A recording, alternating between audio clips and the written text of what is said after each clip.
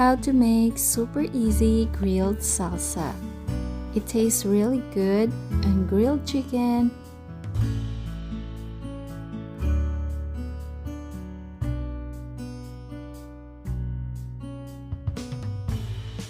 picadillo, burrito bowl, and many more.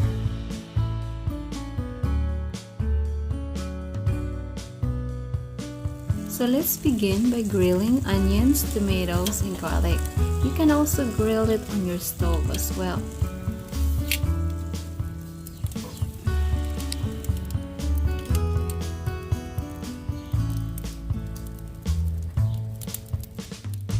After grilling, peel the garlic, tomatoes, and everything. Now that it is peeled, we will have the rest of the ingredients ready, which is some cilantro, and I also use some of the red onions.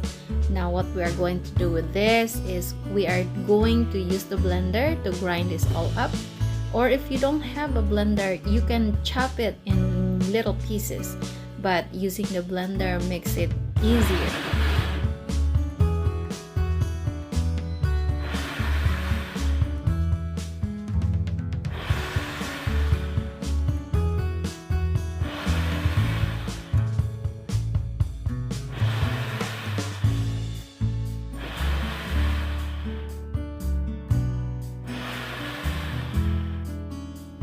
So after we blend it, we're gonna put it into a bowl, and from there we're going to season it.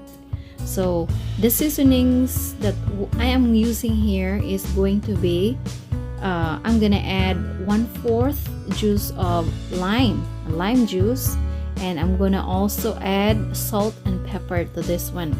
Now the salt and pepper that you are going to use is always according to your preference. So some people might not want it too salty or just right, or so it's all up to you how much salt and pepper, how much salt you're gonna put in here. So there you go, guys. This is how easy it is. It's very simple, and it makes a lot of flavor.